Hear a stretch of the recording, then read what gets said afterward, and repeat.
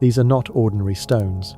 They rise like sentinels, some taller than 3 men stacked shoulder to shoulder, their surfaces etched with symbols that seem to shimmer in the half-light animals, stars, and shapes that defy understanding. They stand in circles, precise and deliberate, as if arranged by hands guided by a vision we can scarcely imagine. These stones have witnessed the passage of 12,000 years, a span that stretches beyond the invention of the wheel, beyond the first seeds sown in fertile soil, beyond the earliest cities we thought we knew. Someone, somewhere, in a time we call the deep past, decided this place was sacred enough to move mountains literally carving and hauling blocks weighing as much as a herd of elephants, using nothing but their hands, their will, and a purpose that burns through the ages. Welcome, dear listener, to Mystery History for Sleep, where we journey into the shadows of human history, seeking the echoes of those who came before us. I am Mr. H, your guide through the labyrinth of the past, where every stone, every ruin, every whisper of the earth holds a story waiting to be heard. Tonight, we embark on a quest to unravel one of the greatest enigmas of all. What if we are not the first civilization to walk this earth? What if, beneath the dust of centuries, beneath the waves of forgotten seas, beneath the tidy narratives of our history books, be the remnants of worlds that rose and fell long before we began to write our own story? What if the arc of human progress is not a steady climb from caves to skyscrapers, but a tapestry of peaks and valleys, of knowledge gained and lost, of entire civilizations that flourished in brilliance only to vanish into silence? For generations, we've been told a simple tale, that civilization began some 6,000 years ago, when humans in the fertile valleys of Mesopotamia and Egypt learned to farm, to write, to build cities. Before that, we're taught, our ancestors were mere wanderers, small bands of hunter-gatherers chasing herds across endless plains, leaving behind only fleeting traces, flint tools, scattered bones, and the ashes of long-dead fires.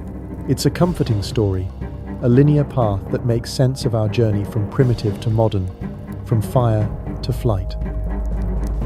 But what if this tale is only a fragment of the truth? What if the past is not a single thread but a vast broken mirror, its shards reflecting glimpses of societies far older, far wiser, far more capable than we've dared to imagine? Across the globe, there are whispers of something more.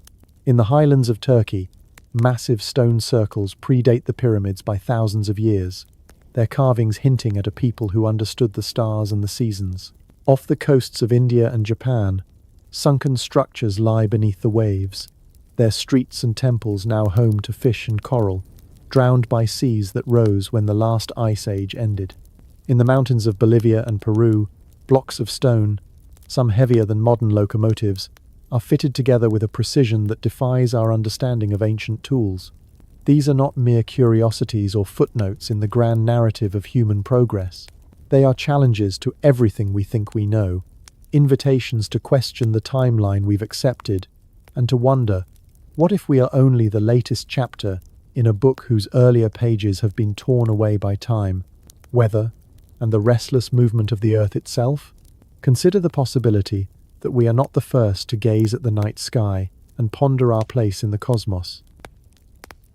Imagine that others, long before us, gathered in sacred spaces to worship, to dream, to create art and architecture that would outlast their fleeting lives.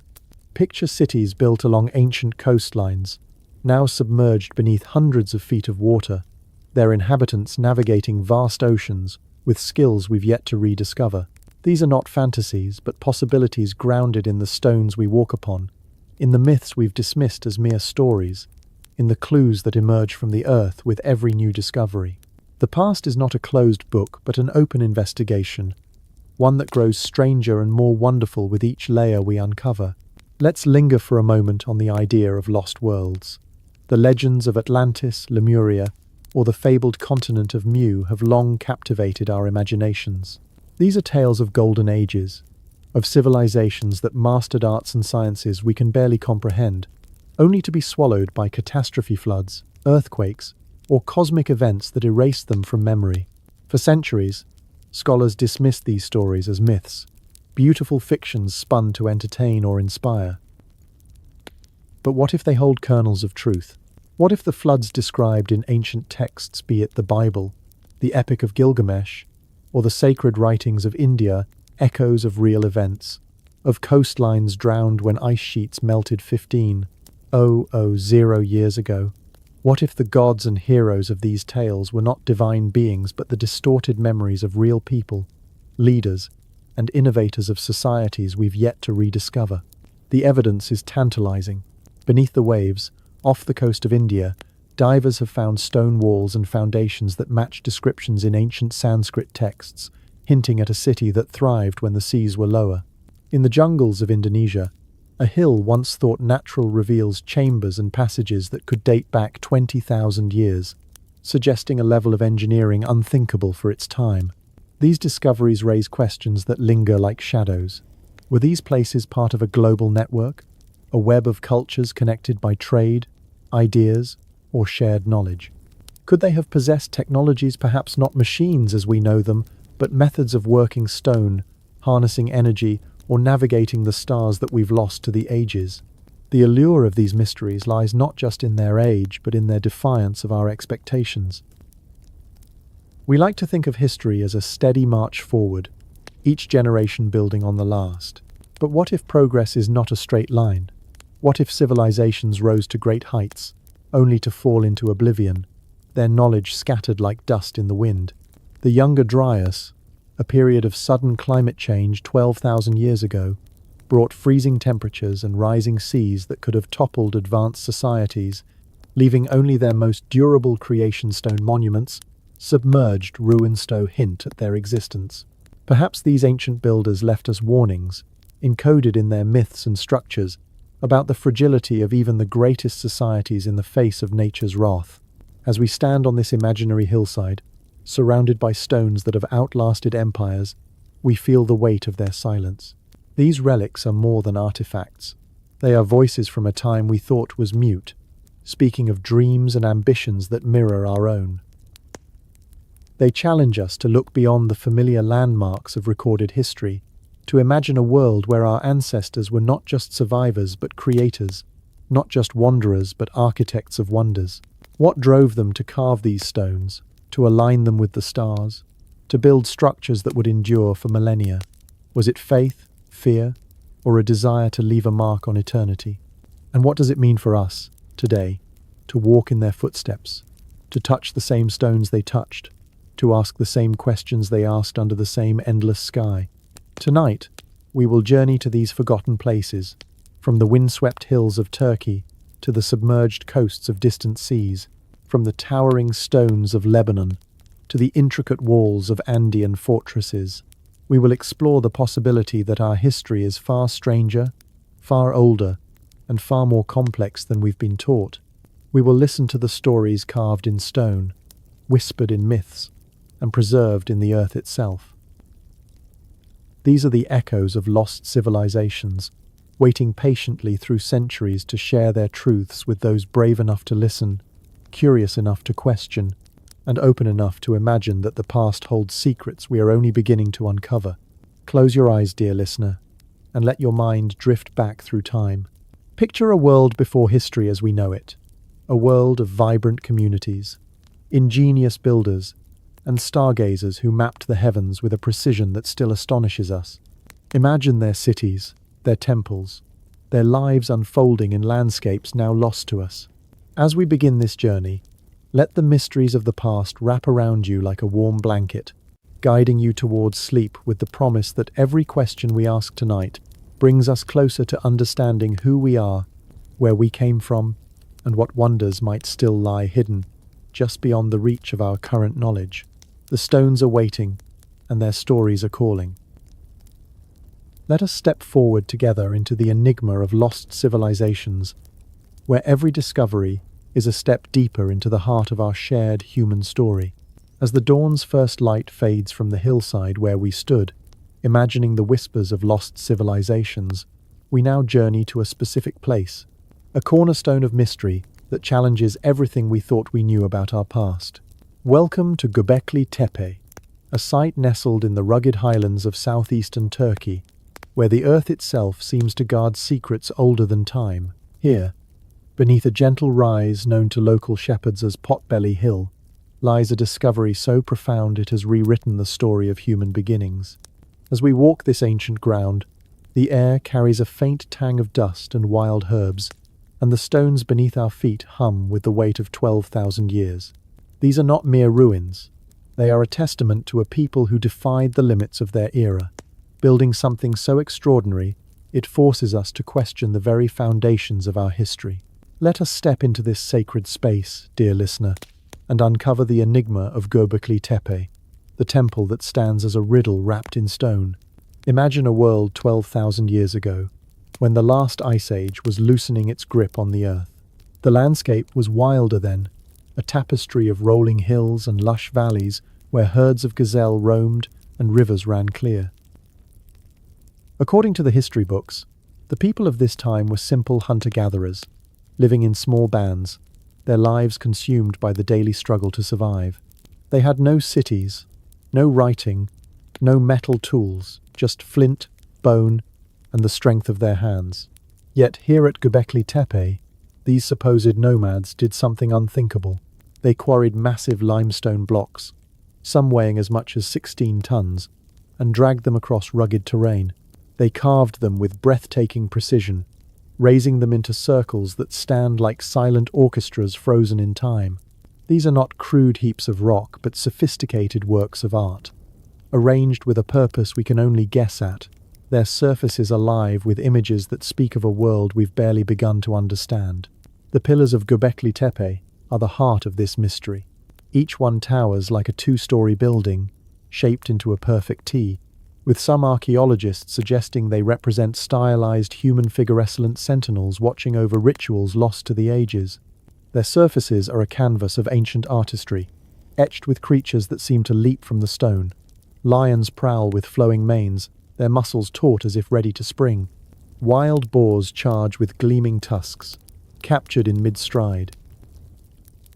Vultures spread their wings, poised for flight, while serpents coil in intricate patterns, their scales so finely detailed you can almost feel their cool, smooth glide. These are not random decorations, but a deliberate menagerie, perhaps telling stories of creation, survival, or the sacred bond between these people and the natural world. Some of these animals long vanished from this region hint, at a time when the climate was greener, when this land was a paradise of forests and plains, home to creatures no longer seen. What makes Göbekli Tepe so staggering is its age.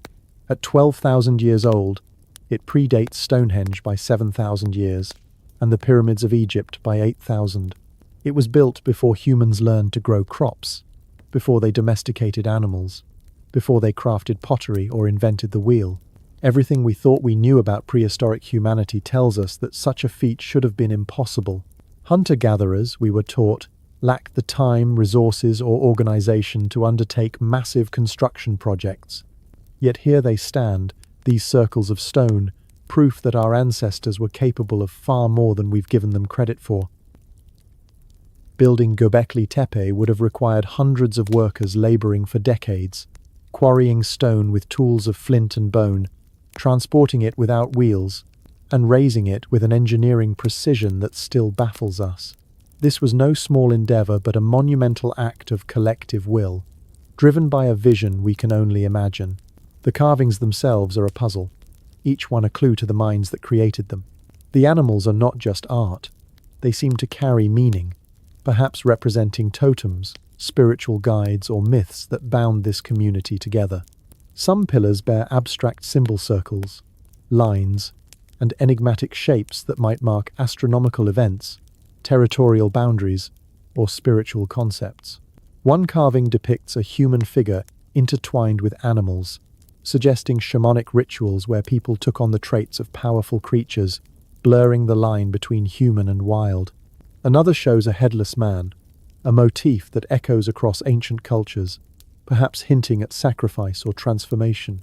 These images are not the work of amateurs, but of skilled artisans who mastered their craft over generations, using tools so simple flint knives, stone hammers, wooden levers that their achievements seem almost miraculous. But the greatest mystery of Göbekli Tepe lies not in its creation but in its burial.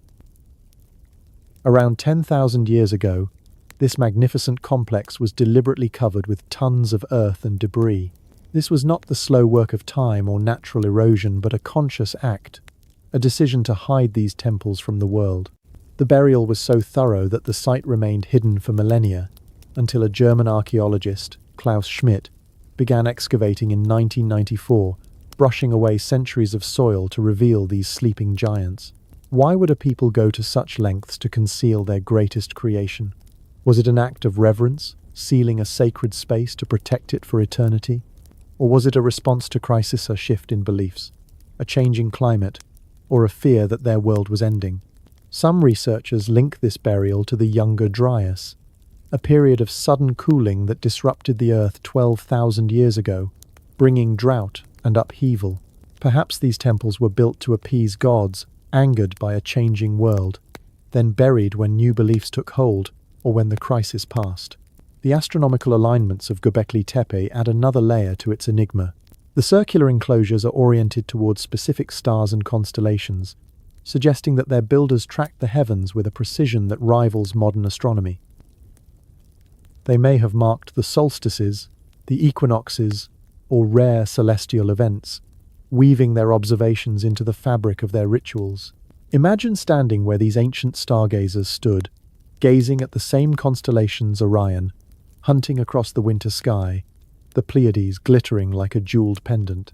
The stars have shifted slightly over millennia, but their patterns remain, a celestial map that connected these people to the cosmos. This knowledge, gained through patient observation over generations, suggests a sophistication we've only begun to appreciate, a science embedded in stone and ceremony. Could Göbekli Tepe be more than a temple? Some speculate it was a hub of a larger network, a place where far-flung communities gathered to share knowledge, trade goods, or perform rites that bound them together. Nearby sites like Karahan, Tepe, and Nevala Chori, now partially lost to modern dams, reveal similar T-shaped pillars and carved animals, hinting at a shared culture that spanned southeastern Turkey and northern Syria. This was no isolated endeavor, but part of a broader tradition, a civilization that flourished before we thought such things were possible. The implications are staggering. If these sites are connected, we're looking at a society capable of coordinating across vast distances, of passing down artistic and engineering traditions for centuries, of creating monuments that would endure for millennia. But let's venture into the shadows of speculation, where the mysteries deepen. Some fringe theories suggest Göbekli Tepe was more than a local creation, that it was a beacon of a global civilization, its symbols echoing in the art of distant cultures, from the megaliths of South America to the pyramids of Egypt. Could its builders have been part of a lost network, a web of knowledge that stretched across continents, carried by seafarers or nomads we've yet to recognize? Others whisper of even stranger possibilities, that the precision of the carvings, the alignment of the stones, hints at knowledge beyond what stone tools could achieve. Could they have tapped into energies we don't understand, magnetic forces, acoustic properties, or even lost technologies that allowed them to shape stone with uncanny ease? These ideas, while unproven, stir the imagination, inviting us to wonder if the truth lies just beyond the edge of our current understanding. The stones of Göbekli Tepe are not just relics, they are storytellers. Each pillar, each carving, each circle holds a narrative we're only beginning to decipher. They speak of a people who looked at the raw limestone of their world and saw possibilities, who organized their lives around a vision so powerful it drove them to create something eternal. As the sun sets over Potbelly Hill, casting long shadows across the carved lions and serpents, we feel there presents their hands that shaped the stone, their eyes that watched the stars, their hearts that dreamed of something greater. These are not the primitive nomads of our textbooks, but architects of wonder, artists of the eternal, and keepers of secrets we're only now learning to hear. As we linger here, surrounded by these ancient sentinels, we realize that Göbekli Tepe is not the end of our journey, but a doorway to deeper mysteries. What other wonders lie hidden in the earth, waiting to challenge our assumptions? What other voices from the past are ready to speak, if only we know where to listen? Let us carry this question with us as we move forward, leaving the windswept hills of Turkey to explore another enigma, another place where the past defies our understanding. Picture a lush island in Indonesia, where a hill cloaked in tropical forest hides a structure so ancient it could rewrite the story of human achievement. Join me, dear listener, as we step from the stone circles of Göbekli Tepe to the verdant slopes of Gunung Padang, where the earth holds secrets even older, even stranger, and even more profound. As we leave the ancient stone circles of Göbekli Tepe, where carved pillars whisper of a forgotten past, we journey across continents to a lush, verdant island in Indonesia, where another enigma rises from the earth like a green giant cloaked in mystery. Welcome to Gunung Padang, a hill that appears unremarkable at first glance, its slopes draped in tropical forest, its surface scattered with volcanic rocks that seem to blend into the natural landscape. But appearances deceive, and beneath this unassuming mound lies a secret so profound it could reshape our understanding of human history. The air here is thick with the scent of frangipani and damp earth, the calls of exotic birds echoing through the canopy above. This is no ordinary hill, dear listener, but a place the locals call the Mountain of Light, a site that may hold the key to one of the oldest and most complex structures ever built by human hands. As we stand on its terraces, bathed in the golden glow of twilight, let us uncover the riddle of Gunung Padang, a potential pyramid that challenges the very timeline of civilization. Picture a world 20,000 years ago, when vast ice sheets still locked much of the Earth's water, leaving coastlines stretching far beyond their modern boundaries. In this distant epoch, humans were thought to be little more than nomadic bands, scraping by with stone tools, their lives defined by the hunt and the seasons. Yet beneath the surface of Gunung Padang, evidence suggests something far more extraordinary: a structure built with a precision and scale that defies everything we thought possible for such an ancient time. The hill itself, rising gently from the surrounding landscape, was long revered by local people as a sacred place, its terraced slopes perfect for meditation and spiritual reflection. For centuries, they walked its paths, unaware that beneath their feet lay layers of stonework, chambers, and passages that could stretch back to the dawn of human ingenuity. The story of Gunung Padang's discovery begins in 1998, when Indonesian archaeologists first studied the stone arrangements on its surface. At first, they seemed to uncover a modest megalithic sitillage basalt columns arranged in terraces that followed the hill's natural contours. Carbon dating of organic material found between the stones suggested an age of 3,000 to 4,000 years, ancient but not unprecedented in a region rich with temples and monuments. The site was catalogued as another intriguing piece of Indonesia's archaeological tapestry, and for years, that was where the story rested. But some researchers, their curiosity sparked by the precise alignment of the massive stones, each weighing several tons, began to suspect there was more to this hill than met the eye. How had such heavy blocks been quarried, shaped, and transported to the top of a steep slope? Why did the terraces seem to align with the rising and setting of certain stars, as if designed with celestial purpose? In 2010, a team of geologists and archaeologists took a bold step, employing cutting-edge technology to peer beneath the surface. Using ground-penetrating radar, seismic surveys, and core drilling, they probed the depths of Gunung Padang, and what they found was nothing short of astonishing. This was no natural hill adorned with a few ancient stones.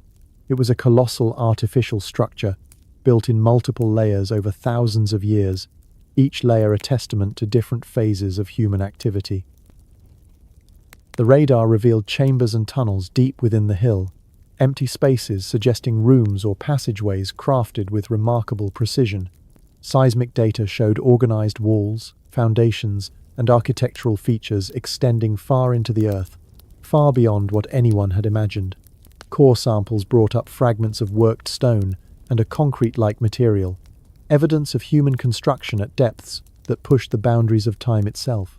The most staggering findings came from the deepest layers. As the drills descended, The dates grew older 10,000 reals years, then 15,000, and, controversially, as far back as 20,000 years or more. If true, Gunung Padang would not only be the oldest pyramid in the world, but the oldest large-scale human construction ever discovered, predating Göbekli Tepe by 8,000 years, and the pyramids of Egypt by 15,000. Such a timeline turns history on its head. 20,000 years ago, humans were supposed to be living in small, scattered groups, focused solely on survival.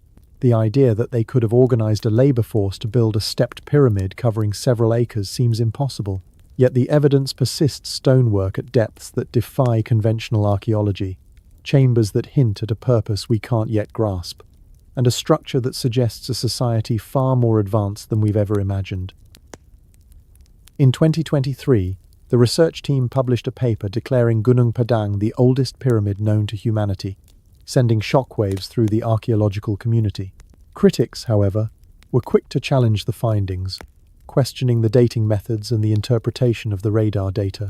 The debate grew so heated that the journal eventually retracted the paper, citing methodological concerns and the need for more rigorous peer review. But retracting a paper does not erase the physical evidence. The radar scans still show mysterious chambers deep within the hill.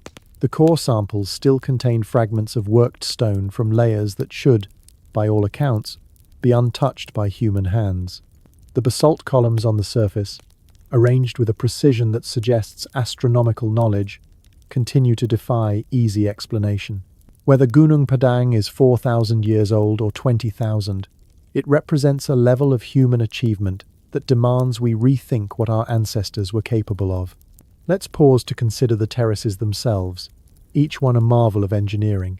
The basalt columns, some over 10 feet long and weighing several tons, had to be quarried from volcanic rock, shaped with exacting care, and hauled up the hill's steep slopes using only human power.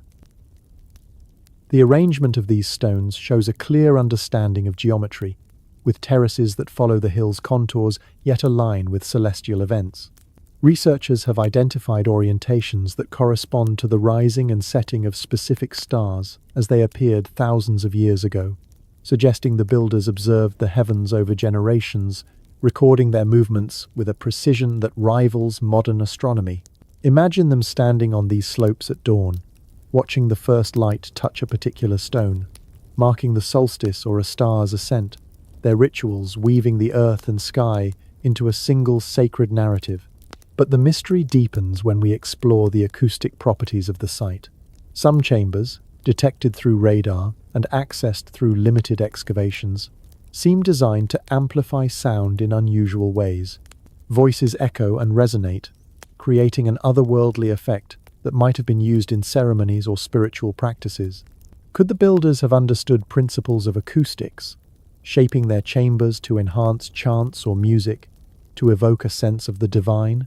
This possibility adds a layer of sophistication to Gunung Padang, suggesting a culture that not only mastered stone but also harnessed the power of sound to shape their world. The botanical evidence around the site tells another story, one of a changing world. Analysis of ancient pollen and plant remains reveals that the region's climate has shifted dramatically over millennia. When the deepest layers of Gunung Padang were built, the area may have been cooler, perhaps more forested, home to plants and trees no longer found here. This suggests the builders lived in a landscape vastly different from today's tropical paradise, their work a response to an environment we can barely reconstruct. Could they have been preserving a memory of that lost world in their stone terraces, a monument to a time when their land was lush and abundant? Now, let's step into the realm of speculation, where the shadows of Gunung Padang grow longer and more intriguing. Some theorists propose that this site is evidence of a lost civilization, one that possessed technologies or knowledge far beyond what we attribute to prehistoric peoples. The precision of the stonework, the depth of the chambers, and the astronomical alignments have led to whispers of techniques that seem almost otherworldly: tools that cut stone with laser-like accuracy, methods to move massive blocks that defy simple levers and rollers. Could they have harnessed geomagnetic energies, as some fringe researchers suggest? or even manipulated sound waves to shape stone, a technique hinted at in ancient myths. Others go further, linking Gunung Padang to legends of Mu, a fabled Pacific continent said to have sunk beneath the waves, its survivors scattering their knowledge across Asia and beyond.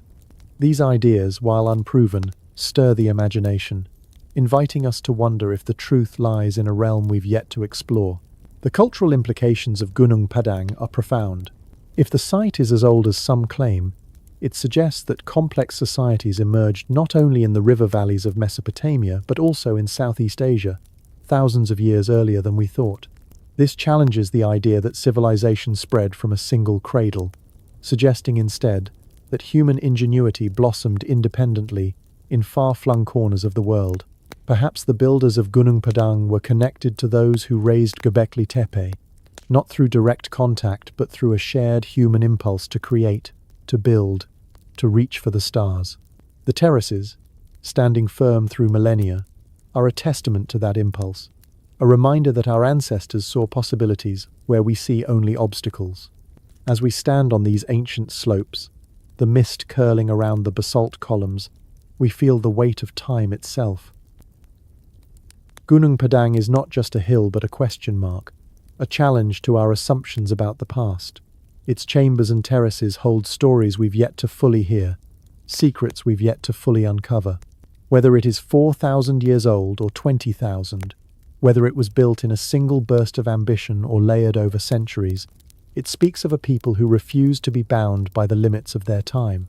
And as we ponder their achievements, we find ourselves drawn to another mystery, one that lies beneath the waves, where entire cities rest in silent slumber, drowned by the seas that rose at the end of the Ice Age.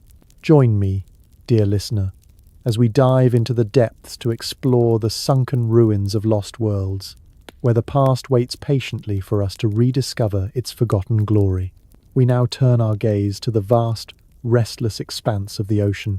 Beneath its waves, hidden in the cold, dark depths, lie the remnants of worlds long lost to us cities, villages, and sacred places swallowed by the sea when the Ice Age ended.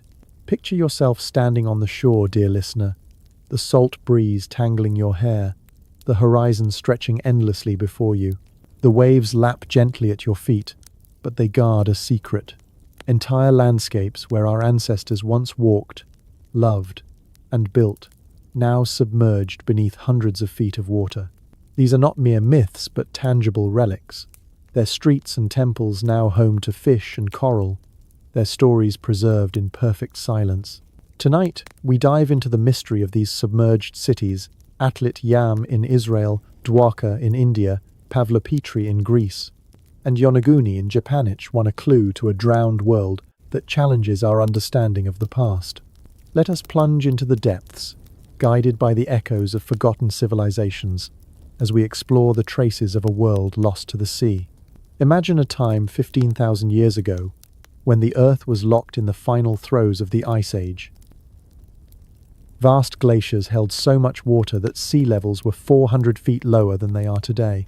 Coastlines extended miles beyond their modern boundaries, revealing plains and valleys where communities thrived. Rivers that now vanish beneath the waves once nourished fertile lands, and islands now mere specks were once towering hills rising from sprawling landscapes. Our ancestors built their homes along these ancient shores, drawn by the bounty of the seafish, salt, and trade routes that connected distant peoples. But as the ice began to melt, the seas rose relentlessly, not in a sudden deluge, but in a slow, inexorable flood that spanned generations. Beaches became shallows, valleys turned to bays, and entire settlements were submerged, their inhabitants forced to flee or adapt. By 6,000 years ago, when the melting stopped, over 120 meters of coastline had vanished, taking with it countless chapters of human history. Today, less than 5% of the ocean floor has been mapped in detail, leaving these drowned worlds largely unexplored, their secrets waiting in the silent depths. Our first stop is Atlit Yam, a Neolithic village off the coast of Israel, submerged 9,000 years ago beneath the Mediterranean Sea. Discovered in the 1980s, this site is a time capsule of early human life, remarkably preserved by the anaerobic conditions of the seafloor. Stone houses stand intact, their hearths still bearing traces of ancient fires. Wooden artifacts, rare survivors of millennia, lie scattered among the ruins alongside tools of flint and bone. At the heart of the village, a circle of 7 megaliths, each weighing up to 600 kilograms, surrounds a freshwater spring that still bubbles up from the ocean flora, silent testament to a community that revered this life-giving source. The preservation is so extraordinary that archaeologists can trace the daily lives of its people. They grew wheat and barley, domesticated animals, and fished the rich coastal waters. They traded materials from hundreds of kilometers away, suggesting a network of connections that spanned the ancient world. Standing here, in your mind's eye, imagine the villagers gathering around the spring, their voices mingling with the sound of waves, their lives unfolding in a world that would soon be lost to the sea. But Atlit Yam is more than a snapshot of Neolithic life. It raises questions that ripple through time. How did a community of supposed hunter-gatherers build such permanent structures, with stone houses and a sophisticated trade network? Why did they arrange massive stones around a spring, a design that echoes the sacred circles of Göbekli Tepe? Could this have been a place of ritual, a sanctuary where people sought to understand their place in a changing world? Some speculate that the rising seas forced these villagers to abandon their homes, leaving behind a monument that still speaks of their resilience and ingenuity. Others wonder if Atlit Yam was part of a broader coastal culture, now lost, that flourished along the Mediterranean's ancient shores, its traces scattered beneath the waves. We travel now to the western coast of India, near the modern city of Dwarka, where another submerged enigma awaits. Local tradition has long spoken of a magnificent city, the legendary capital of Lord Krishna, described in ancient Sanskrit texts as a metropolis of palaces, gardens, and bustling harbours. For centuries, scholars dismissed these tales as mythology, poetic embellishments with no basis in reality. But in recent decades, underwater surveys have revealed stone structures on the seabed walls, foundations, and carved blocks that match the descriptions in the Mahabharata. These massive sandstone blocks, some weighing several tons, are arranged with a precision that suggests careful planning and engineering. Carbon dating of organic material found at the site yields dates ranging from 3,000 to over 9,000 years old, hinting that Dwarka was occupied for millennia before the seas claimed it. Imagine diving through these murky waters, your torch illuminating a forgotten street, its stones worn smooth by currents, but still bearing the marks of ancient masons. Could this be the fabled city of Krishna, or is it something even older, a relic of a civilization we've yet to name? The mystery of Dwarka deepens when we consider its place in ancient texts. The Mahabharata describes a city swallowed by the sea, a story echoed in flood myths across cultures. Could these tales preserve memories of real events, when rising waters inundated thriving communities? Some researchers propose that Dwarka was a hub of an ancient maritime network, its harbours linking India to distant shores in Mesopotamia or Africa. The precision of the stonework suggests a society with advanced engineering skills, capable of building structures that have endured thousands of years underwater. But others venture into bolder speculation. Could Dwarka be a remnant of a lost civilization, perhaps even connected to the fabled Atlantis? While mainstream archaeology remains cautious, the alignment of these underwater ruins with ancient texts invites us to wonder if myth and history are more intertwined than we've been taught. Next, we journey to the Aegean Sea, off the southern coast of Greece, to Pavlopetri, often called the world's oldest submerged city. Dating to around 5,000 years ago, this Bronze Age settlement spans nearly 30,000 square meters, its layout remarkably intact beneath the shallow waters. Divers can trace its streets, laid out in a grid of straight lines intersecting at right angles, a level of urban planning once thought to be a much later invention. Houses, courtyards, and even a sophisticated water management system reveal a community that thrived on trade and agriculture. Unlike terrestrial sites, where centuries of human activity disturb ancient remains, Pavlopetri is frozen in time, its structures untouched since the sea claimed them, Picture yourself swimming through these submerged streets, the water cool and clear, the outlines of homes and plazas visible below. The clarity of this underwater city offers a rare glimpse into the daily lives of its people, their markets, their festivals, their quiet moments by hearths now silent. What makes Pavlopetri so compelling is its completeness. Archaeologists can map its districts, trace its trade routes, and imagine its social structure with a precision rarely possible on land. But questions linger. Why was this city built so close to the water's edge, vulnerable to the rising seas?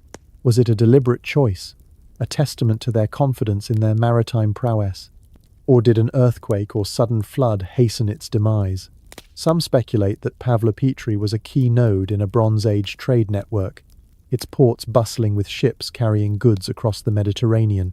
Others wonder if its water management system, with channels and reservoirs, hints at a society that understood hydrology in ways we've only begun to appreciate. The city's survival beneath the waves is a reminder of how much of our past lies hidden, waiting for the right technology or chance discovery to bring it to light. Our final destination is Yonaguni, off the coast of Japan, where a structure unlike any other lies beneath the Pacific Ocean.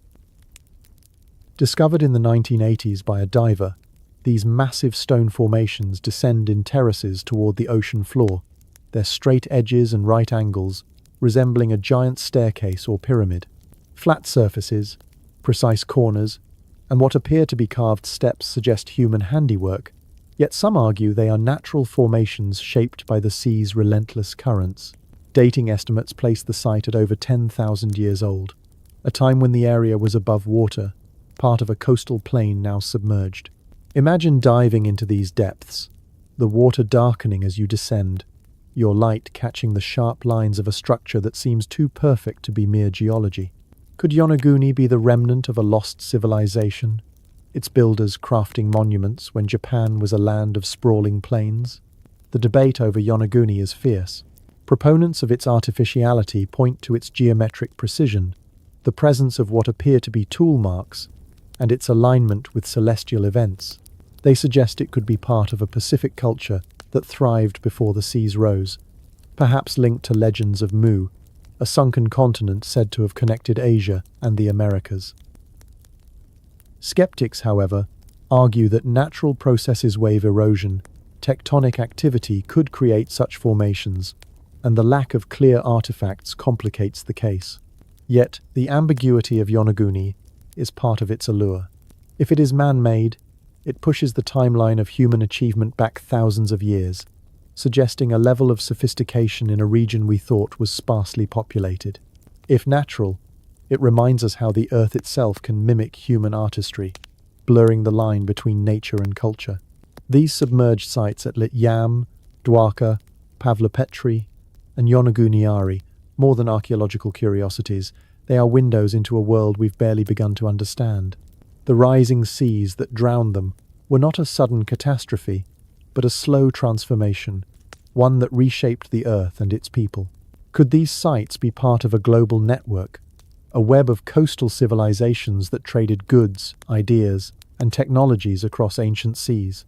Some speculate that their builders were master navigators, sailing vessels guided by stars and currents, their knowledge preserved in myths of great floods and lost lands. Others whisper of stranger possibilities, that these cities held secrets, perhaps advanced engineering, or even esoteric knowledge that vanished with them. The idea of Atlantis or Mu may seem fanciful, but the discovery of these underwater ruins forces us to question where myth ends and history begins. As we float above these sunken worlds, the water shimmering with the ghosts of ancient lives, we feel the pull of their mystery. These cities are not just relics, but reminders of the impermanence of all we build, yet also of the resilience of human ingenuity. They speak of people who faced rising waters, changing climates, and the challenges of survival, just as we do today. And as we ponder their fate, we are drawn to another enigma, one that stands not beneath the waves but atop the earth, where massive stones defy gravity and time. Join me, dear listener, as we rise from the depths to explore the impossible megaliths of Baalbek, Sacsayhuaman, and Pumapunku, where the past challenges us with feats of engineering that seem to touch the stars. As we emerge from the shadowy depths of submerged cities, where the ocean guards the secrets of lost worlds, we now stand upon the solid earth, where another mystery awaits monuments of stone so massive, so precisely crafted, they seem to defy the very laws of time and physics. Picture yourself, dear listener, on a sun-scorched plain in Lebanon, a high plateau in Peru, or a windswept altiplano in Bolivia. The air hums with the weight of ages, and before you rise, blocks of stone larger than modern buses, fitted together with a precision that mocks our understanding of ancient tools. These are the megaliths of Baalbek, Sacsayhuaman, and Pumapunkusulant giants that challenge our assumptions about what our ancestors could achieve. Each stone, some weighing hundreds of tons, was quarried, shaped, and placed with a mastery that whispers of knowledge we've yet to rediscover. Tonight, we walk among these impossible stones, tracing the hands that moved them, the minds that planned them, and the mysteries that still cling to their surfaces. Let us journey, guided by the echoes of ancient engineers, into a world where stone and ambition became one. First, we arrive at Baalbek, in Lebanon's Bekaa Valley, a place the Romans called Heliopolis, the city of the sun. Here, amidst the ruins of grand temples, lies a foundation that predates Roman hands, a marvel known as the Trilithon. 3 limestone blocks, each measuring 64 feet long, 14 feet high, and 12 feet thick, form a wall so perfectly joined that a knife blade cannot slip between them. Each block weighs around 800 tons more than the largest stones in Egypt's Great Pyramid, yet they were lifted, transported, and set with an accuracy that defies modern engineering. Imagine standing before these giants, their surfaces smooth and unyielding, their presence a silent rebuke to our assumptions about the past. The Romans built atop these foundations, but the Trilithon was already ancient when they arrived, crafted by a people whose identity remains shrouded in mystery. A mile away, in a nearby quarry, lies an even greater enigma, the stone of the pregnant woman, a monolith partially carved but never moved, weighing an estimated 1,200 tons. Picture it half buried in the earth, its edges sharp and precise, as if its creators paused mid-task, leaving it to wait for millennia. How did they plan to move such a colossal block? Modern cranes capable of lifting such weight didn't exist until the 20th century, and even today, transporting it over rough terrain would be a logistical nightmare. Yet the builders of Baalbek not only planned to move this stone, but succeeded with others nearly as large, placing them with a precision that has endured earthquakes, wars, and the passage of time. The joints are so tight, the surfaces so smooth, that they seem almost machine-made, prompting questions about the tools and techniques used. Were they relying solely on ropes, rollers, and human strength, or did they possess methods we've yet to comprehend? Let us cross the globe to the Andes Mountains of Peru, where the fortress of Sacsayhuaman overlooks the ancient Inca capital of Cusco. Here, massive blocks of granite and limestone, some weighing over 100 tons, form walls that twist and curve in complex polygonal patterns. Each stone is uniquely shaped to fit its neighbors, like pieces of a 3-dimensional puzzle, with joints so tight that not even a sheet of paper can pass through. The precision is breathtaking. Some blocks have as many as 12 sides, each angled to lock perfectly with those around it. These walls have stood for centuries in one of the most seismically active regions on Earth, surviving tremors that toppled later constructions. Imagine running your fingers along these stones, their surfaces polished to a near-mirror finish, their curves flowing seamlessly into one another. The engineering behind this earthquake-resistant design is only now being studied by modern architects who marvel at its ingenuity. The stones of Sacsayhuaman were quarried miles away, dragged up steep mountain slopes, and shaped with a precision that seems almost otherworldly. The Andes' thin air, at over 11,000 feet above sea level, makes physical labor grueling, yet these builders accomplished feats that would challenge today's technology.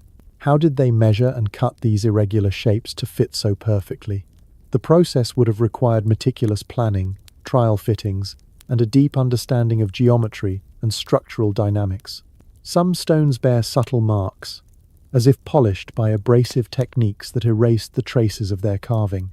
Others seem to flow together, their edges blending so smoothly they appear almost organic.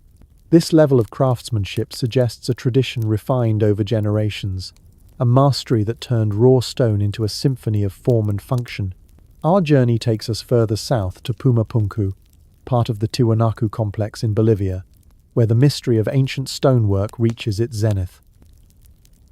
Here, blocks of andesite and red sandstone among the hardest materials to work form structures of unparalleled precision. The surfaces are so flat, they seem machine-milled, with edges straight to within fractions of an inch and corners forming perfect right angles. Some blocks feature intricate channels and joints, as if designed to interlock like pieces of a giant puzzle. Others bear standardized elements, suggesting a level of planning and quality control we associate with modern manufacturing. Picture yourself standing before a single block, its surface gleaming under the high-altitude sun, its edges so sharp they could have been cut yesterday.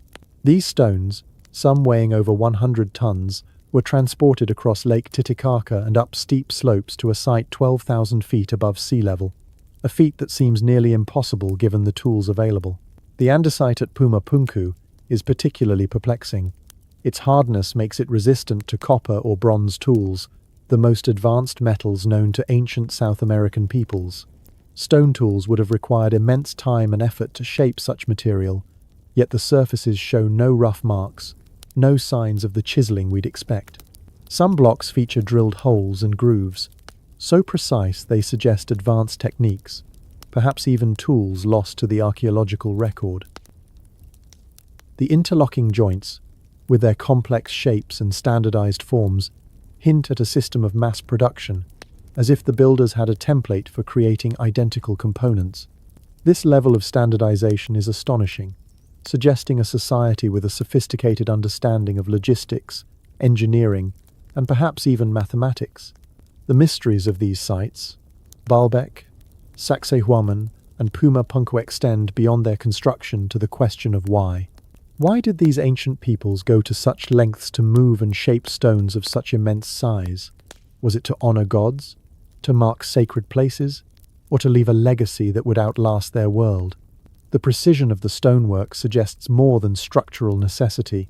It feels like an expression of mastery, a declaration that human ingenuity could conquer any challenge. Some stones at Sacsayhuaman and Pumapunku are aligned with celestial events, their positions marking solstices or constellations, as if the builders sought to anchor their world to the cosmos. Others seem designed for acoustic effects, their shapes amplifying sound in ways that might have enhanced rituals or gatherings. Imagine the chants echoing through Sacsayhuaman's walls, the vibrations resonating in Pumapunku's chambers, connecting the builders to something greater than themselves. But let us venture into the realm of speculation, where the shadows of these stones grow longer and more intriguing. Some theorists propose that these megaliths could not have been built with the tools we attribute to ancient peoples. The precision at Pumapunku, the sheer weight of Baalbek's trilithon, the earthquake-resistant design of Sacsayhuaman, these be the work of a lost technology, perhaps one that harnessed sound, magnetism, or even unknown energies to shape and move stone. Fringe researchers whisper of ancient machines, perhaps powered by principles we've yet to rediscover, or even knowledge shared by visitors from beyond the stars. The idea of extraterrestrial influence, while dismissed by mainstream archaeology, lingers in the imagination, fueled by the sheer impossibility of these feats. Could the builders have tapped into a global tradition, a shared knowledge that linked Baalbek's masons to those in Peru and Bolivia, despite thousands of miles and years separating them? These speculations, while unproven, invite us to question our assumptions. The similarities in construction techniques across these sites' precise joints, massive stones, celestial alignments, suggest a universal human impulse to build enduring monuments, perhaps driven by a shared understanding of the world. Yet the tools remain a mystery. At Baalbek, no clear evidence of advanced machinery has been found, yet the stones speak of a process beyond simple levers and rollers. At Pumapunku, the absence of tool marks challenges our understanding of ancient craftsmanship, Some propose that the builders used abrasive techniques, grinding stones with sand and water over years, but the scale and speed required for such projects seem daunting. Others suggest that perishable tools, wooden templates, organic compounds may have left no trace, obscuring the methods used. The transportation of these stones is equally baffling. At Baalbek, the quarry lies a mile away, across uneven terrain. At Sacsayhuaman, stones were hauled up steep slopes in thin air. At Pumapunku, blocks crossed Lake Titicaca, a journey that would test modern logistics. Experimental archaeology has shown that ropes, rollers, and human labor could move such stones, but the coordination required hundreds of workers.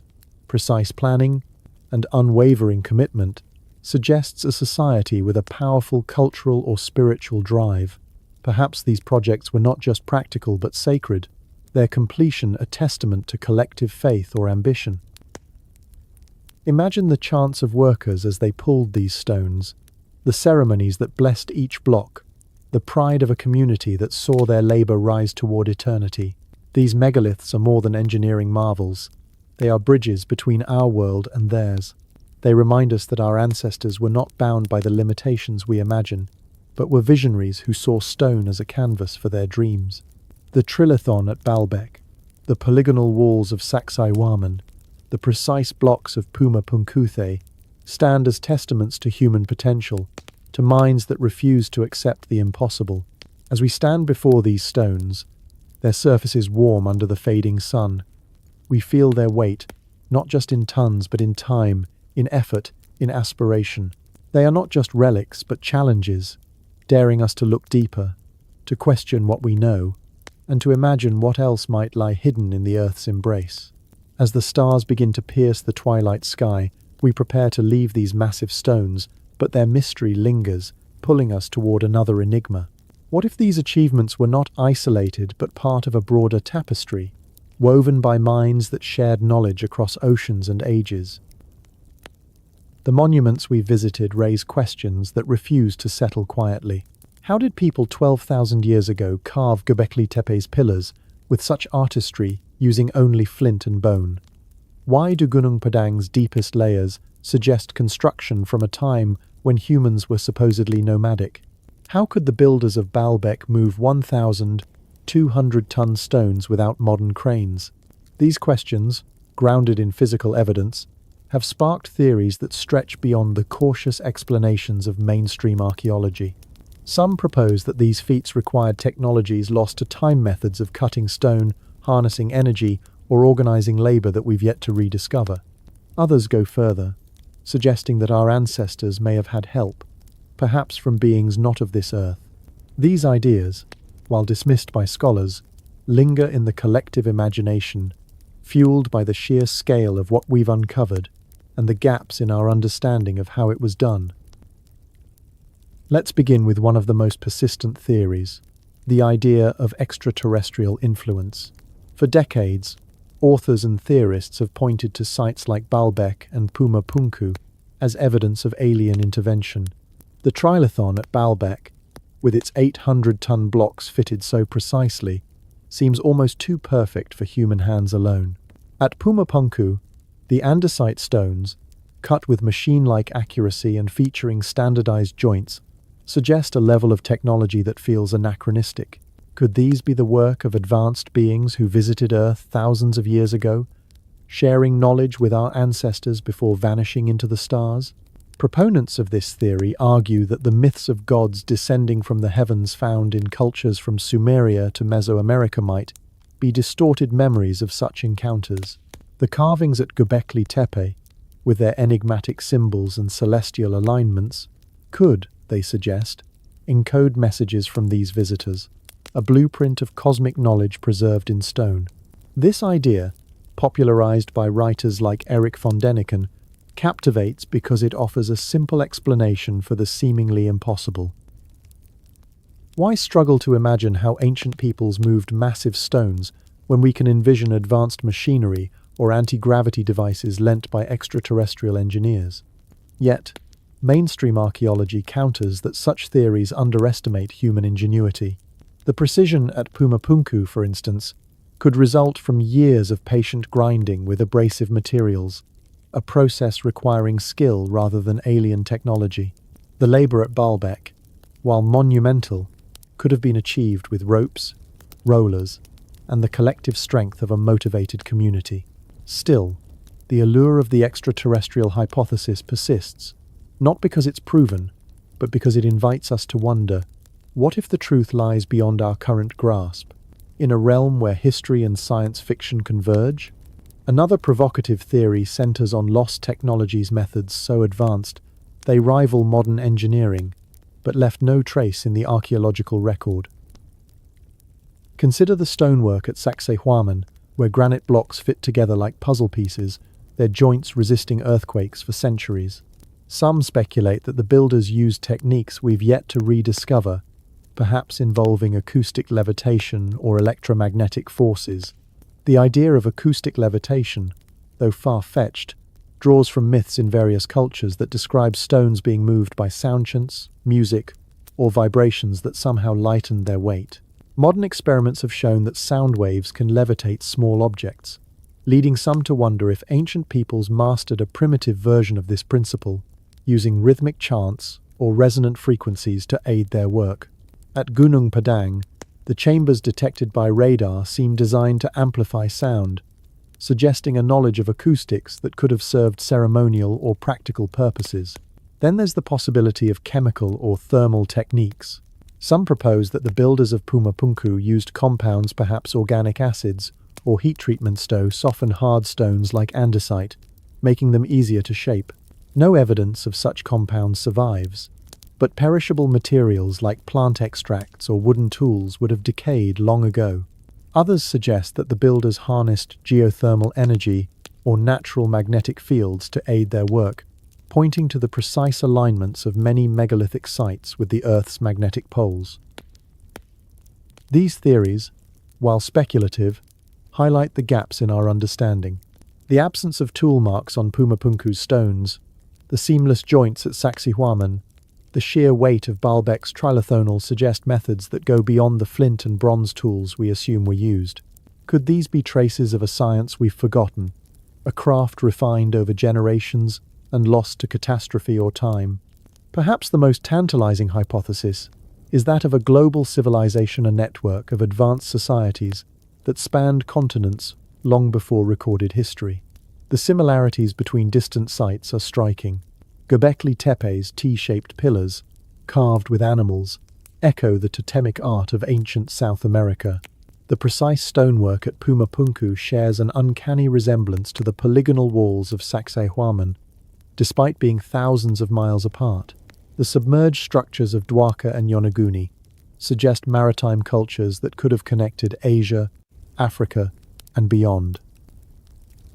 Could these sites be remnants of a shared tradition, a global culture that traded knowledge, art, and technology across ancient seas? Some theorists propose that this civilization flourished during the Ice Age, when lower sea levels exposed vast coastal plains, allowing communities to thrive and exchange ideas.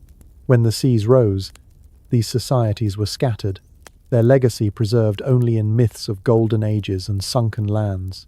The legend of Atlantis, first told by Plato, fuels this idea. Described as a sophisticated island civilization destroyed by flood, Atlantis has long been dismissed as allegory.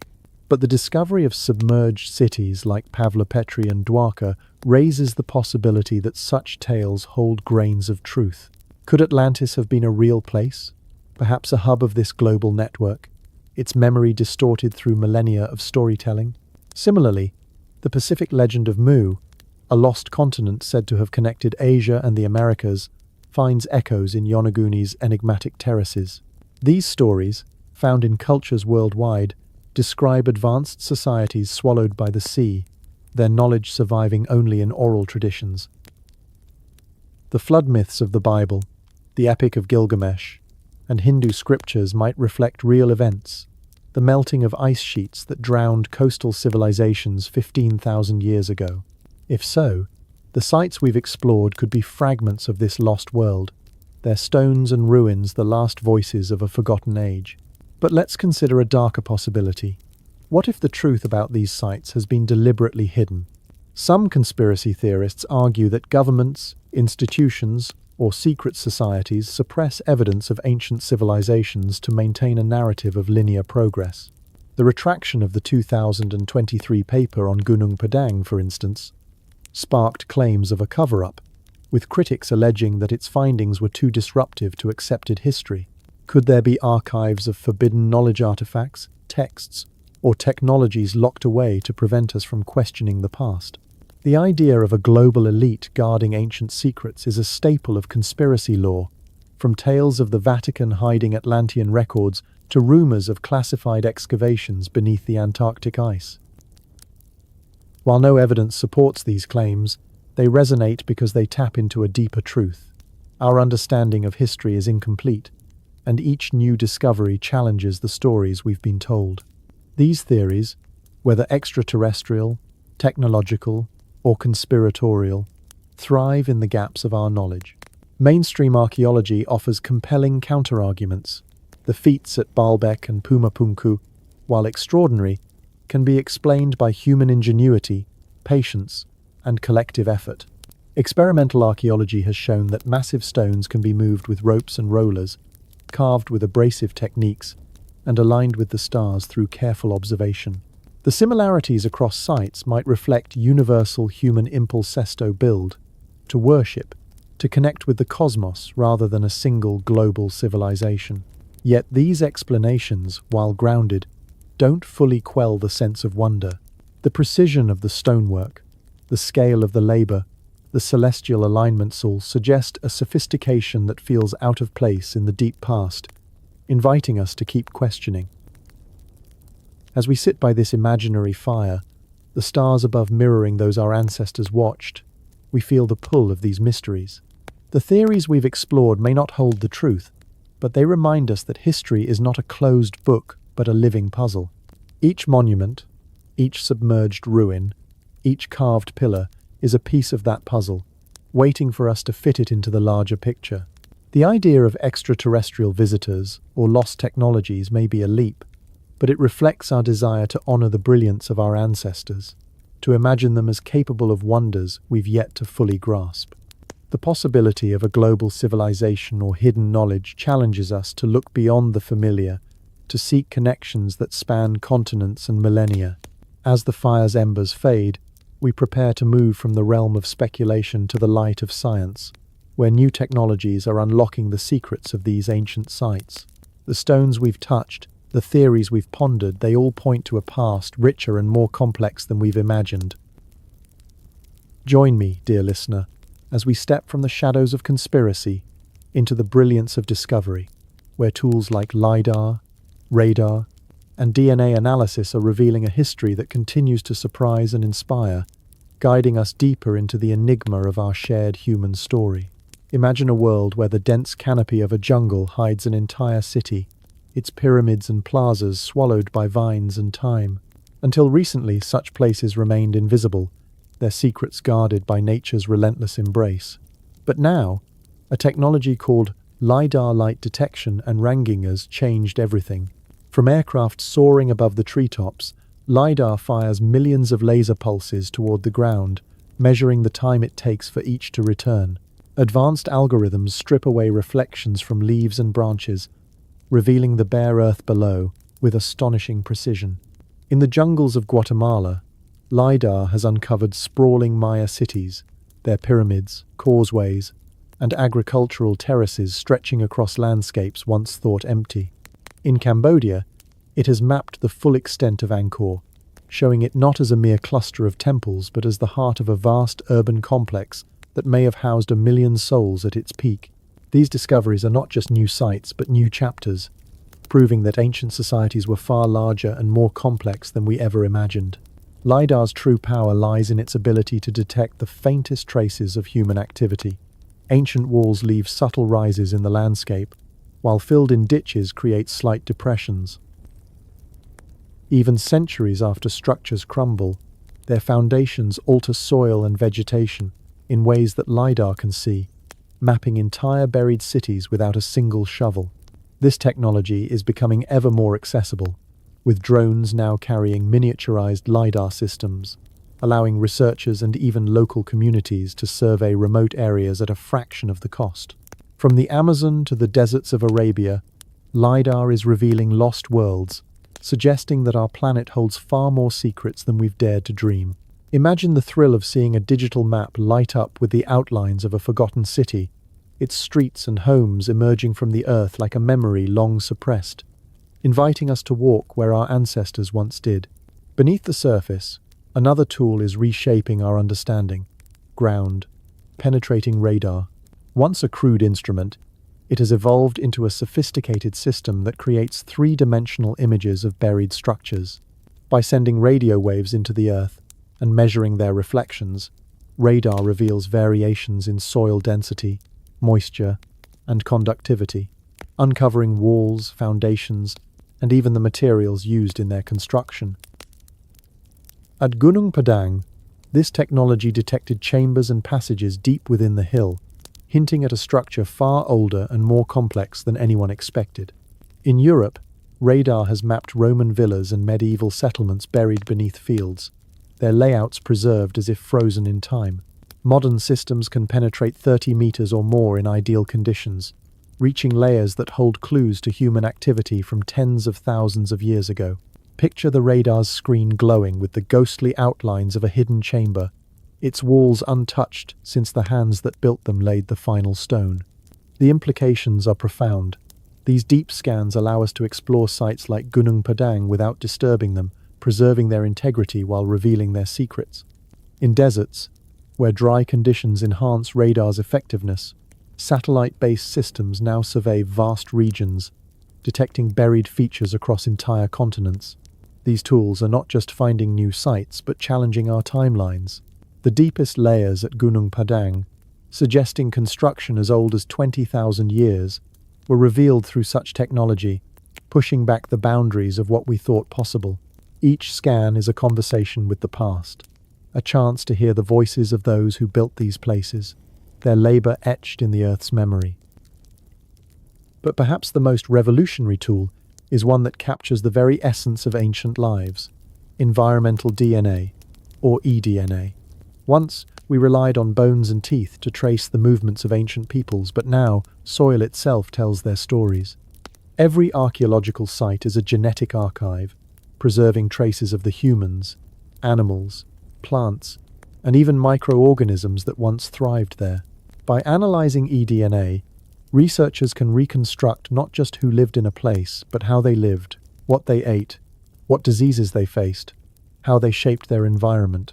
At sites in North America, eDNA has revealed human presence thousands of years earlier than any artifacts, pushing back the timeline of human arrival in the Americas.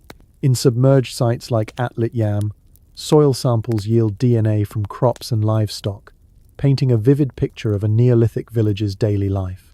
Imagine sifting through the earth, knowing that each grain holds the genetic echoes of a family that once laughed, worked, and dreamed by a now-vanished shore. This technology is rewriting history. In caves and settlements, eDNA uncovers the diets of ancient peoples, revealing whether they hunted wild game or cultivated early crops. It traces migration patterns, showing how populations moved and mingled across continents. It even detects ancient pathogens, offering clues to the health and challenges of long-gone communities. The sensitivity of eDNA is staggering. It can identify specific human groups from soil alone, even where no bones remain. This opens possibilities we've barely begun to explore, like reconstructing entire ecosystems around lost cities, or tracing the footsteps of nomads across landscapes now submerged. Each sample is a time capsule, whispering stories of lives that shaped the world we inherit.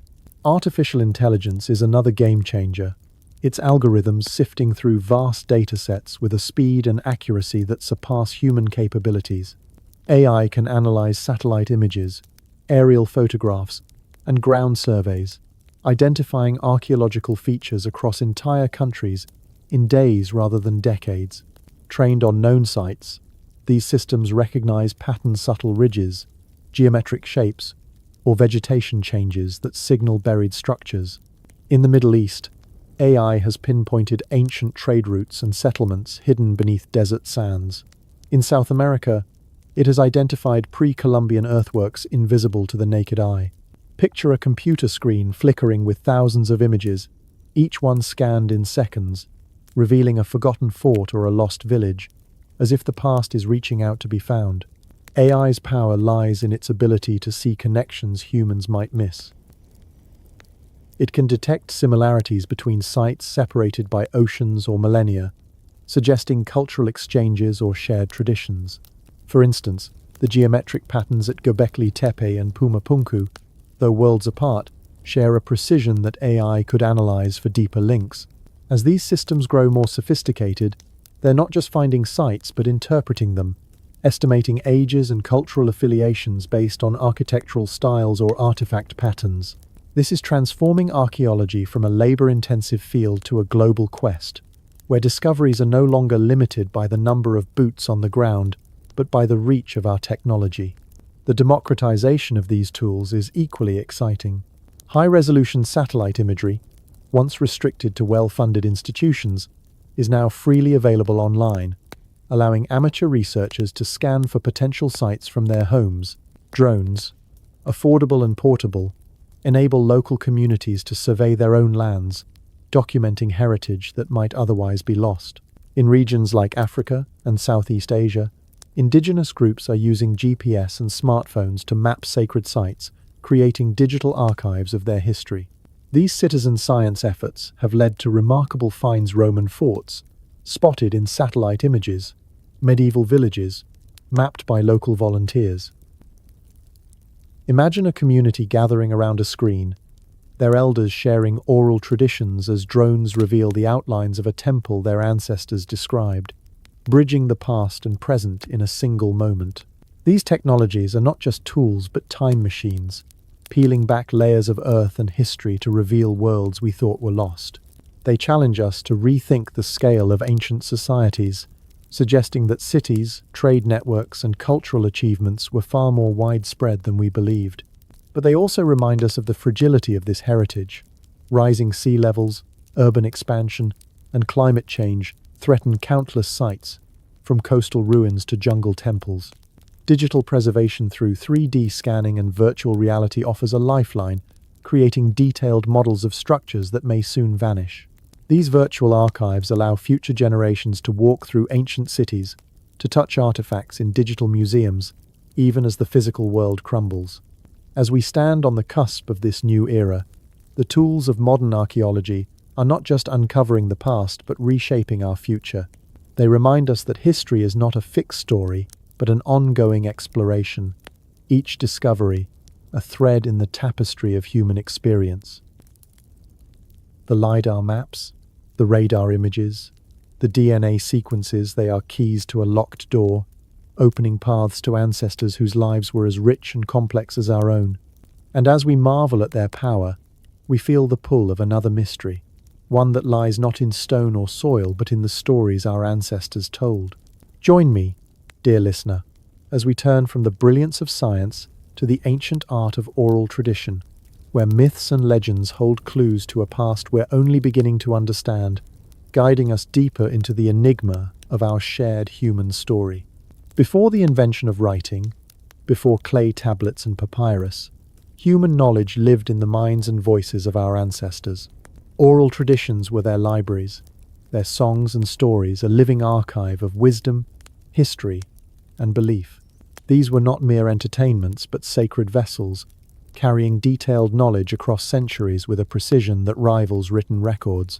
Consider the Aboriginal peoples of Australia, whose oral traditions preserve accounts of geological events: sea level rises, volcanic eruptions that occurred over 10,000 years ago. These stories, passed down through hundreds of generations, describe coastlines that match the submerged landscapes of the Ice Age, when seas were 400 feet lower. Imagine a storyteller, their voice rising and falling like the tide, recounting a time when their people walked on lands now claimed by the ocean, their words a bridge to a world long gone. These oral libraries were astonishingly resilient. Native American tribes have maintained detailed knowledge of astronomical cycles, medicinal plants, and historical events through storytelling, some predating any written records. The Navajo, for instance, tell of migrations and celestial events that align with archaeological evidence, their narratives encoding precise observations of the stars. In Africa, the griots of West Africa serve as living historians, their songs preserving genealogies and events with a fidelity that has astounded researchers. These traditions were not haphazard, but carefully curated, with storytellers trained from youth to memorize complex narratives, using rhythm, rhyme, and repetition to ensure accuracy. Picture a young apprentice, sitting at the feet of an elder, learning the cadence of a tale that carries the weight of their people's past, each word a thread in a tapestry that stretches back millennia. But oral traditions are fragile, vulnerable to the disruptions of war, disease, or cultural upheaval. A single catastrophe, a plague that claims the storytellers, a conquest that silences their voices, can erase centuries of knowledge in a moment. When new religions or political systems arrive, they often replace old stories with new ones, leaving entire histories to fade like whispers on the wind. Languages themselves can vanish, taking with them specialized vocabularies that encoded unique insight terms for plants, stars, or rituals that held the secrets of a culture. Yet, despite this fragility, some stories have endured, their survival a testament to their importance. The myths that persist, passed down through the ages, often carry the weight of profound truths, their vivid imagery and emotional resonance ensuring they are never forgotten. Among the most universal of these myths are tales of a great flood, found in cultures across the globe. The Bible speaks of Noah's Ark. The Sumerian epic of Gilgamesh recounts a deluge that spared a single man, and Hindu scriptures describe a world submerged, with the god Vishnu guiding survivors to safety. In the Americas, indigenous tribes tell of waters rising to swallow the earth, while Pacific Island legends speak of islands lost to the sea. These stories, so similar despite their distance, might preserve memories of real events, the melting of ice sheets 15,000 years ago, when rising seas drowned coastal settlements like Atlit Yam and Dwarka. Imagine a survivor of that ancient flood, standing on a shrinking shore, watching their home vanish beneath the waves, their story carried forward by descendants who turned tragedy into myth. These tales, told around fires and in sacred gatherings, were not just stories but warnings, reminders of the Earth's power to reshape human destiny. The flood myths are particularly compelling because they align with geological evidence. As the Ice Age ended, glaciers released vast amounts of water, raising sea levels by over 120 meters over thousands of years. Coastal communities, thriving on the rich resources of ancient shorelines, would have watched their lands disappear, generation by generation. The submerged cities we explored, Pavlopetri, Yonaguni, Dwarka, could be the physical remnants of these lost worlds, their stones matching the myths of inundation. Some researchers suggest these stories were a way to preserve critical knowledge, teaching future generations how to survive and rebuild after catastrophe. Picture a storyteller, recounting the flood not as a myth, but as a lesson, their words embedding strategies for resilience, encoded in the guise of gods and heroes. But what if these myths hold even deeper secrets? Some speculate that tales of golden ages or divine beings descending from the sky reflect distorted memories of advanced civilizations. The legend of Atlantis, told by Plato, describes a sophisticated society destroyed by flood, its knowledge lost to time. Could it be a faint echo of a real culture, perhaps one of the coastal cities now beneath the waves? The Pacific myth of Mu, a sunken continent linking Asia and the Americas, finds resonance in Yonaguni's enigmatic terraces. These stories often describe societies with advanced technologies, navigation, astronomy, or even esoteric knowledge that vanished in a cataclysm. Imagine a priestess chanting of a time when her people sailed vast oceans, their ships guided by stars, their cities glowing with wisdom now forgotten. Could these be glimpses of the global civilization some theorists propose? A network of cultures that thrived before the seas rose? The idea of advanced knowledge encoded in myth takes us further into speculation. Some suggest that ancient stories of gods or celestial beings might reflect encounters with beings or technologies beyond human origin. The carvings at Göbekli Tepe, with their enigmatic symbols, could, in this view, be messages from a higher intelligence, preserved by a people who revered their teachers. The precise stonework at Pumapunku, some argue, hints at tools or techniques, perhaps vibrational or chemical, that we've yet to rediscover. While mainstream archaeology dismisses such ideas, favoring human ingenuity, the myths themselves invite wonder. Why do so many cultures speak of sky gods or lost golden ages? Could they be preserving fragments of a history we've yet to uncover? A civilization that mastered arts and sciences we've only begun to imagine.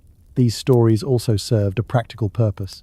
In pre-literate societies, myths were a way to encode complex knowledge, astronomical cycles, medicinal plants, or survival techniques in forms that could be remembered and shared. The Aboriginal stories of submerged coasts, for instance, align with geological data, suggesting they preserved accurate maps of a drowned landscape. The Polynesian navigators used star charts to cross vast oceans, their oral traditions encoding precise navigational knowledge. Picture a navigator under a starlit sky, reciting a chant that maps the constellations, guiding their canoe across thousands of miles with an accuracy that rivals modern GPS. These myths were not just tales but tools, ensuring that critical knowledge survived the fragility of human memory. The power of these stories lies in their emotional resonance. Flood myths, with their vivid imagery of destruction and rebirth, capture the fear and hope of a people facing an uncertain world. Tales of golden ages evoke a longing for a time when humanity lived in harmony with the earth or the cosmos. These narratives, rich with drama and meaning, were designed to stick in the mind, to be retold with care and reverence. They remind us that our ancestors were not just builders of stone but of stories, their voices carrying truths across millennia. As we listen to these echoes, we feel a connection to those who came before, their hopes and fears mirroring our own. As the night deepens and the stars grow brighter, we sense that these myths are more than relics. They are invitations to look deeper, to question what we think we know. The stories of floods, gods, and lost worlds lead us to another mystery: the capabilities of the people who told them. Were they truly as primitive as we've been taught, or did they possess a wisdom that rivaled our own? Join me, dear listener, as we move from the realm of myth to the brilliance of human potential, exploring how our ancestors' ingenuity and determination shaped a past far richer and more complex than we've ever imagined. As the night deepens and the stars grow brighter, we sense that these myths are more than relics. They are invitations to look deeper, to question what we think we know. The stories of floods, gods, and lost worlds lead us to another mystery: the capabilities of the people who told them. Were they truly as primitive as we've been taught, or did they possess a wisdom that rivaled our own? The notion that ancient peoples were primitive stems from a modern bias, a tendency to measure their achievements against our own technological yardstick. We envision them as cave dwellers, their lives consumed by survival, their tools limited to flint and bone. Yet, the monuments we've encountered defy this image. At Göbekli Tepe, 12,000 years ago, people carved 16-ton pillars with intricate artistry, arranging them in circles aligned with the stars. At Sacsayhuaman, they fitted 100-ton stones into earthquake-resistant walls with a precision that modern engineers admire. At Pumapunku, they shaped andesite blocks so perfectly they seem machine-made. These are not the works of simple minds, but of communities with a profound understanding of their world, capable of feats that challenge our assumptions about what humans can achieve without modern machinery. Consider the cognitive abilities of these ancient builders. The human brain, 20,000 years ago, or even 50,000, was essentially identical to ours, wired for the same creativity, problem-solving, and abstract thinking that define our era. What they lacked was not intelligence, but the accumulated knowledge we inherit to centuries of written records, scientific discoveries, and technological advancements. Yet, without these, they accomplished wonders. The builders of Baalbek moved 800-ton stones across miles of rugged terrain, a task requiring not just physical strength, but a deep understanding of leverage, balance, and logistics. Imagine the planning sessions, the debates over angles and weights, the shared vision that drove hundreds to labor for years. This was not brute force, but brilliance, a testament to minds that saw possibilities where we see obstacles. The engineering at these sites reveals a mastery of mathematics and geometry. At Sacsayhuaman, stones with up to 12 sides fit together like a three-dimensional puzzle, their angles calculated to distribute stress and resist earthquakes. This required precise measurements, likely using simple tools like ropes and plumb lines, honed through generations of practice. At Göbekli Tepe, the T-shaped pillars were arranged in perfect circles, their positions aligned with celestial events like solstices. This suggests a knowledge of astronomy gained through patient observation, tracking the stars over decades to map their cycles. Picture an ancient astronomer perched on a hill under a starlit sky, noting the subtle shift of Orion's belt, their observations passed down through chants and rituals. These were not crude approximations, but precise calculations embedded in the stones they raised. The organization required for these projects speaks to sophisticated social systems.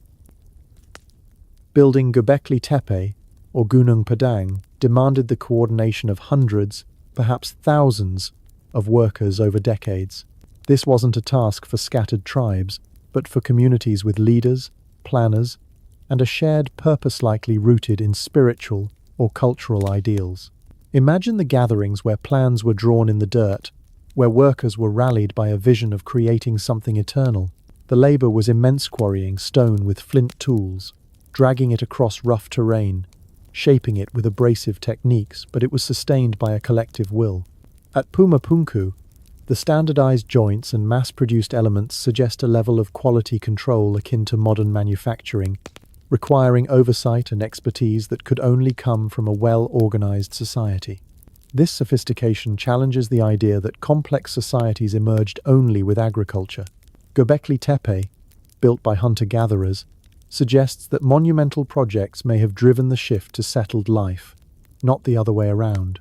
Perhaps the need to gather for ceremonies or construction spurred communities to stay in one place, planting the seeds for farming and cities.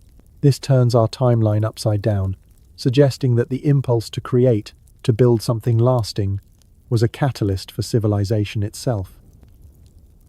Picture a community gathered around Göbekli Tepe's pillars, their rituals binding them together, their labor laying the foundation for a new way of life. These were not primitive nomads, but architects of the future, their ambitions shaping the course of human history. The tools of these ancient builders, though simple, were wielded with extraordinary skill. Flint knives, stone hammers, and wooden levers produced the intricate carvings at Göbekli Tepe and the polished surfaces at Pumapunku.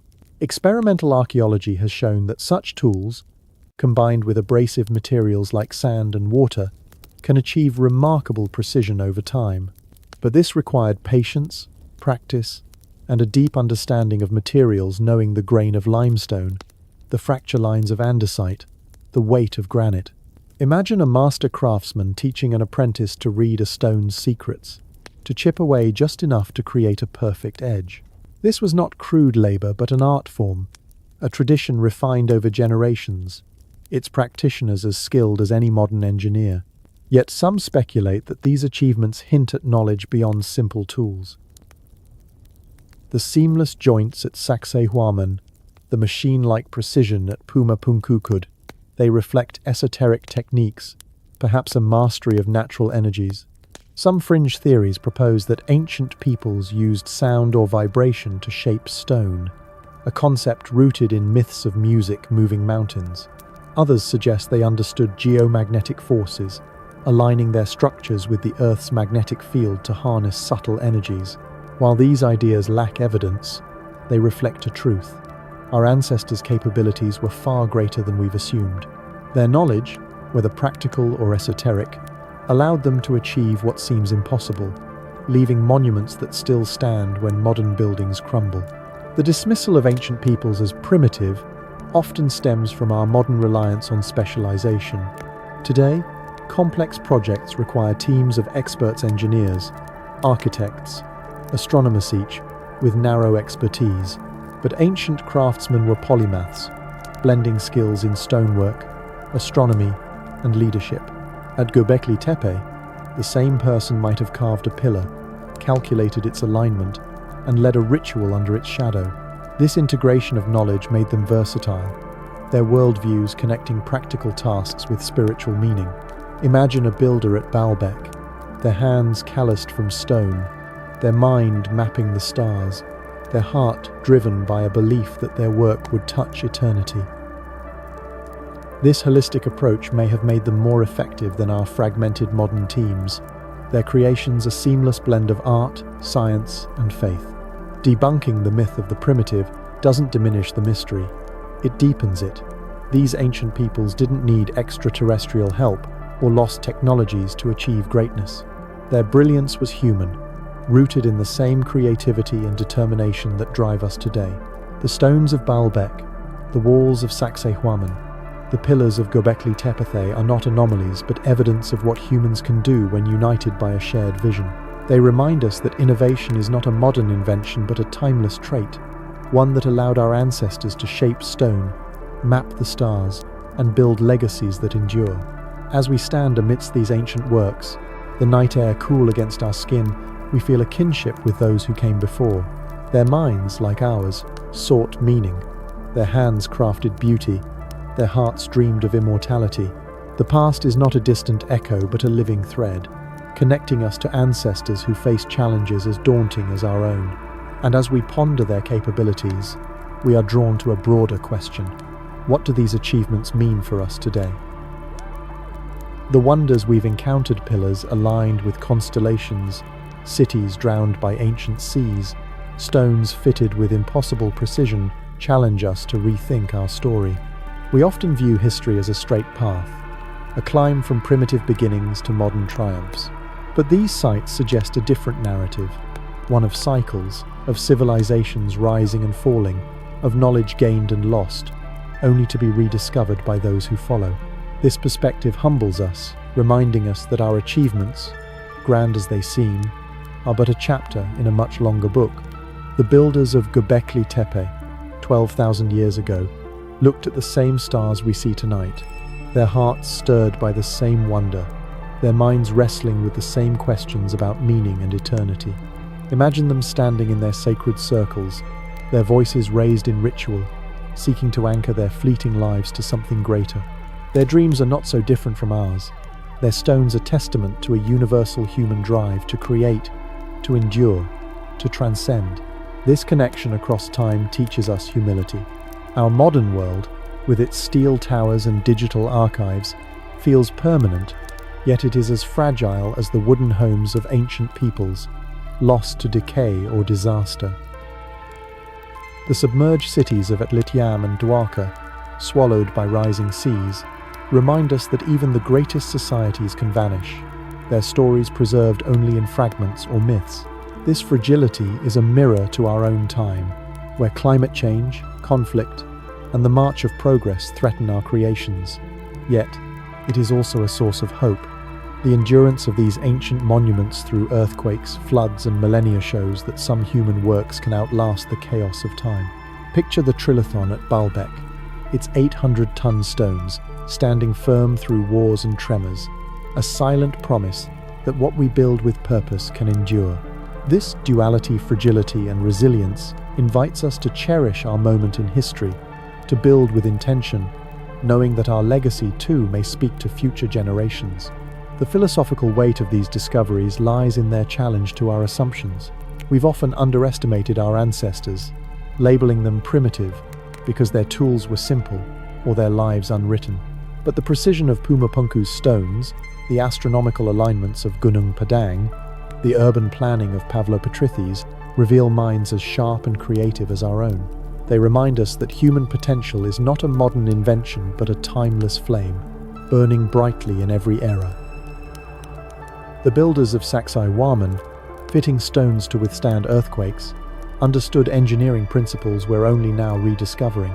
The stargazers of Göbekli Tepe, tracking constellations over centuries, wove science and spirituality into a single vision. Imagine their pride as they raised each pillar, their joy as they saw their work align with the heavens. Their achievements are not just relics but inspirations, urging us to recognize the boundless capacity within ourselves. This recognition bridges past and present, showing us that the challenges we face, climate shifts, societal upheaval, the quest for meaning, are not new. Our ancestors grappled with rising seas that drowned their homes, with changing climates that reshaped their world. They responded with ingenuity, building monuments that stood firm, telling stories that endured. Today, as we confront rising temperatures and uncertain futures, their resilience offers a lesson. The walls of Sacsayhuaman, designed to withstand earthquakes, could inspire new approaches to architecture in our seismic world. The flood myths, preserving memories of lost coasts, might guide us in adapting to rising waters. Picture a modern engineer studying the interlocking stones of Pumapunku, their mind sparked by an ancient solution to a modern problem. The past is not a distant echo but a living guide, its wisdom waiting to be applied to our own struggles. Yet, these discoveries also call for openness, a willingness to question what we think we know.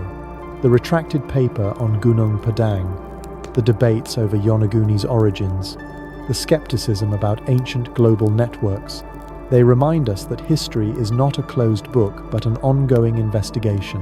Each new find, from a submerged village to a buried chamber, challenges our timeline, pushing back the dawn of human achievement. This openness is a philosophical stance, a commitment to curiosity over certainty. Imagine an archaeologist uncovering a new layer at Göbekli Tepe, their heart racing as they realize it could rewrite history. That same curiosity lives in us, urging us to explore, to question, to embrace the possibility that the past holds truths we've yet to uncover. The monuments we've explored are more than physical structures, they are symbols of human ambition. They speak of communities that refuse to accept limitations, that saw stone and sea not as barriers but as opportunities. This ambition connects us to them, reminding us that every generation has the power to achieve the impossible. The builders of Baalbek, moving stones no modern crane could lift, were driven by a vision that transcended their era. The navigators of ancient coasts, now submerged, sailed oceans with nothing but stars to guide them. Picture their courage as they ventured into the unknown, their determination as they carved their mark on the world. Their spirit lives in us, in our quest to reach the stars, to solve global challenges, to create something that will outlast our brief lives. As we sit on this imaginary hilltop, the stars above mirroring those our ancestors watched, we feel a profound connection. The past is not a separate world, but a part of our own, its lessons woven into the fabric of our present. The stones of Göbekli Tepe, the myths of floods, the technologies of today, they all tell a single story, that humanity is defined by its ability to dream, to create, to endure. This story is a lullaby, soothing us with the knowledge that we are not alone in our struggles, that our ancestors faced the same uncertainties and triumphed. As we drift towards sleep, let us carry this truth. The past is a partner, its wisdom a guide, its mysteries an invitation to keep exploring. And as the night deepens, we turn to one final reflection, the future of this journey. The tools that uncovered these wonders, LiDAR, DNA, AI, are only the beginning, promising discoveries that will further reshape our understanding. The future of archaeology is being shaped by a revolution in technology, tools that seem to wield the magic of ancient myths. LiDAR, with its laser pulses piercing jungles and deserts, has already revealed lost cities in Guatemala and Cambodia, but its potential is only beginning to unfold. Imagine drones, smaller and more precise than ever, hovering over uncharted regions of the Amazon or the Sahara, mapping buried temples and forgotten roads with a clarity that rivals a painter's brush. These drones, now affordable to local communities and researchers alike, are democratizing discovery, allowing anyone with curiosity to uncover the past. Satellites, equipped with advanced radar, scan entire continents from orbit, detecting subtle traces of human activity, ancient field systems, hidden settlements that lie beneath sand or ice. Picture a satellite's data streaming to a researcher's screen, revealing a network of villages in Antarctica's frozen depths, a place where some speculate lost civilizations might rest, preserved by ice and time. Ground-penetrating radar, once a blunt tool, now creates three-dimensional portraits of buried worlds. Its waves probe deeper than ever, reaching layers that hold secrets from 20,000 years ago or more, like those at Gunung, Padang. Future systems could map entire underground complexities, tombs, or ritual spaces without disturbing a single grain of soil.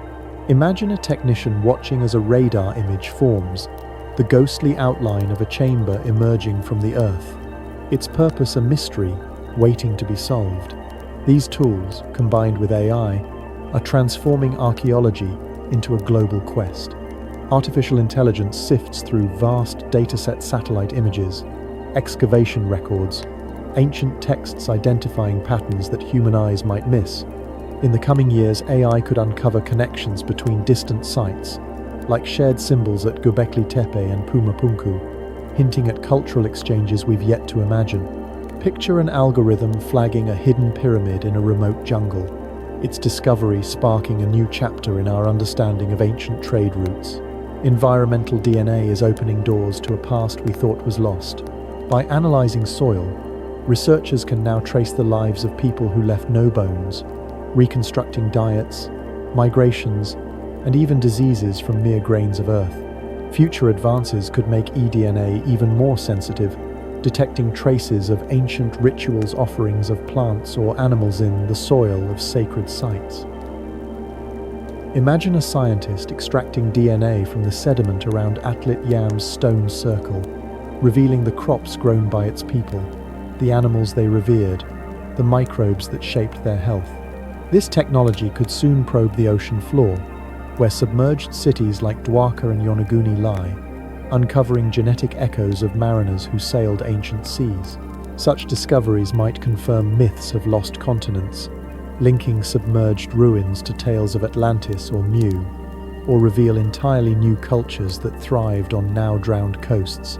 The democratization of archaeology is perhaps the most exciting frontier. No longer confined to academic institutions, discovery is becoming a global endeavor.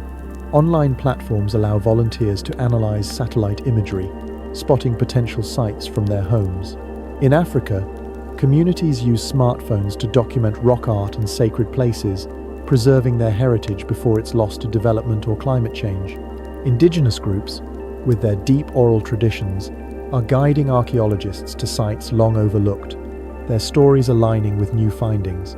Picture a village elder in Polynesia, sharing a tale of a sunken island as a drone confirms its existence beneath the waves. These collaborations are not just uncovering sites but enriching our understanding, weaving traditional knowledge with scientific rigor to create a fuller picture of the past. Yet, this future is not without challenges. Climate change threatens coastal sites, with rising seas eroding ruins like Pavlopetri. Urban expansion and industrial activity destroy others before they can be studied. Digital preservation offers hope. 3D scans and virtual reality can recreate sites with millimeter precision, allowing future generations to explore them even if the physical remains are lost. Imagine walking through a virtual Göbekli Tepe, its pillars glowing under a simulated moon, or diving into a digital Dwarka, its streets alive with the bustle of an ancient port. These virtual archives are building a global library of human heritage, ensuring that the past endures even as the Earth changes. The future of archaeology is also a call to curiosity, a reminder that every discovery raises new questions. Each site we've explored, Baalbek's massive stones, Sacsayhuaman's precise walls, Yonaguni's enigmatic terracicias pushed back the timeline of human achievement. Tomorrow's tools could reveal even older wonders, perhaps beneath the Antarctic ice or in the uncharted depths of the Pacific. Some speculate that these discoveries might be suppressed, that institutions fear findings that disrupt established narratives. While such conspiracies lack evidence, they reflect a truth. The past is vast, and our understanding is but a glimpse. Picture an archaeologist uncovering a new site, their heart racing as they realize it could rewrite history, their findings a challenge to all we thought we knew. As we stand on this imaginary desert's edge, the stars above mirroring those our ancestors watched, we feel the pulse of this unfinished journey. The future of archaeology is not just about finding sites, but about connecting us to our roots, to the dreams and struggles of those who came before. It reminds us that human history is a living story, one we are still writing with every scan, every sample, every question. As we drift towards sleep, let this thought cradle you. The past is not lost but waiting, its secrets ready to be uncovered by those bold enough to seek them. As we stand at the threshold of the future, where the tools of archaeology promise to unveil secrets yet hidden beneath earth and sea, we now pause to let the weight of our journey settle around us. Picture yourself, dear listener, on a quiet shore at twilight, the waves whispering softly against the sand, the sky above a canvas of fading stars. The wonders we've explored: Göbekli Tepe's ancient pillars, Gunung Padang's buried chambers, submerged cities, massive megaliths, and the timeless tales of oral tradition have woven a tapestry of human resilience and ambition. These are not just relics of a distant past, but threads that connect us to those who came before, their dreams and struggles echoing in our own. Tonight, as Mr. H, I invite you to let these echoes guide you into the mystery history for sleep, to drift into dreams where the past and present merge, carrying you gently into the embrace of slumber. Close your eyes and imagine a world before history as we know it, a time when ancient peoples gathered under the same stars that shine above you now. Picture their cities along vanished coastlines, their wooden homes glowing with the warmth of hearths, their laughter mingling with the breeze. These were not primitive wanderers, but creators, their hands shaping stone with patient skill, their eyes tracing the paths of constellations, their hearts dreaming of legacies that would outlast time. Visualize their temples, aligned with the solstices, their stones pulsing with the rhythm of the earth itself.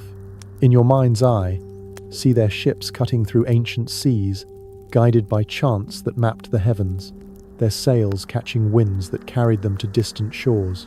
These ancestors, so distant yet so near, were driven by the same curiosity, the same longing for meaning that stirs within you tonight.